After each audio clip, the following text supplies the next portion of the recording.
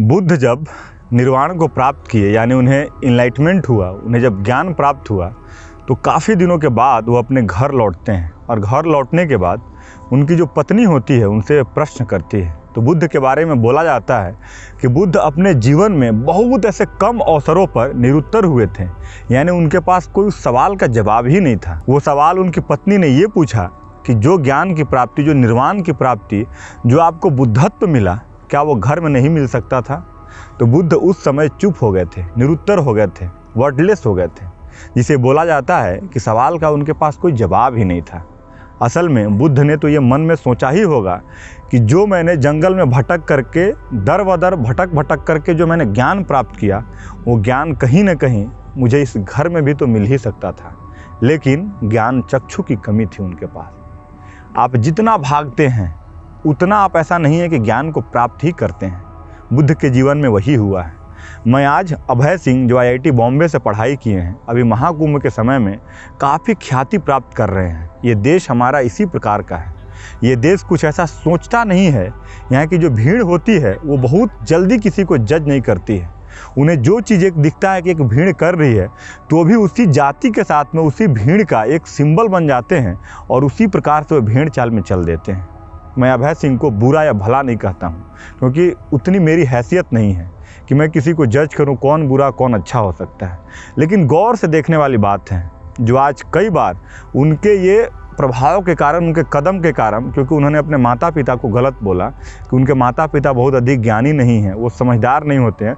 उन्होंने पूरे भारतीय समाज को लेकर एक विषय को रखा जो कि कुछ आंशिक तौर पर सत्य भी है। मैं सर्वथा असत्य नहीं मानता हूँ, लेकिन जिस प्रकार से आप घर से भाग करके, आप अपनी पढ़ाई छोड़ करके, ये दोनों ही सत्य हो सकता है।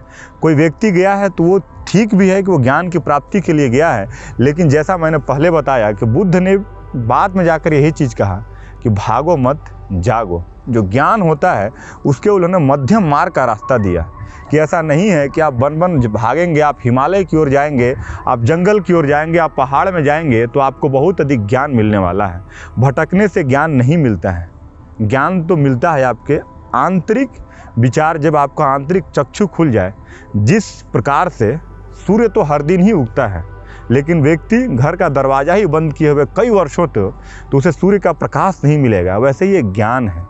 ज्ञान ऐसा नहीं है कि आप कहीं घर एक विशेष समूह पर, विशेष ज्योग्राफिकल एक मापदंड है कि वहीं पे बनाएंगे तो आपको सूर्य का किरण मिलेगा। किरण तो हर जगह मिलना है, बस सिर्फ क्या करना है, आपको दरवाज़ा खोलना है।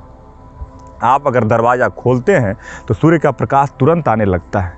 आपके अंदर उसी प्रकार की सत्ता है, बुद्ध वाली सत्ता है। लेकिन आपको ये ज़रूरी नहीं है कि आप भाग जाएं, आप धुनी रमाएं, आप नशा का सेवन करें, आप बहुत अधिक बाल बढ़ा लें, दाढ़ी बढ़ा लें और तरह तरह के अतरंग वस्त्र पहन करके साधु बन जाएं, सन्यासी बन जाएं। ऐसा नहीं होता है। सन्यासी का अर्थ ही होता है, आज मैं देख रहा हूँ कि कई लोग अभय सिंह को बार बार सन्यासी बोल रहे हैं, साधु बोल रहे हैं। सन्यासी का मतलब होता है, सन्यास का अर्थ है सम्यक न्यास। जो आप बैलेंस्ड वे में सभी प्रकार के चीज़ों का त्याग करते हैं तो उसे सन्यास बोला जाता है, सन्यासी बोला जाता है। वो अपने नाम के साथ बार बार जब उनसे पूछा जाता है तो बताते हैं कि मैं IIT बॉम्बे से पढ़ा हूँ। अगर आपके पास अभी भी इस प्रकार का अगर लेवल आप लेकर के चल रहे हैं, समाज में इस प्रकार का अभेद फैलाना चाहते हैं आप कि मैं कुछ विशेष नहीं हूँ, फिर भी आपको बताना पड़ता है कि मैं यहाँ से पढ़ा हूँ, मैं ये किया हूँ, मैं ये किया हूँ, ताकि समाज में आपको एक रेस्पेक्ट मिल सके। तब आपने कुछ छोड़ा ही नहीं, तब आपने IIT नहीं छोड़ा, तब आइए अपने एरोस्पेस इंजीनियरिंग की जो एक बड़ी गरिमा है जो समाज में, उसको आपने नहीं छोड़ा।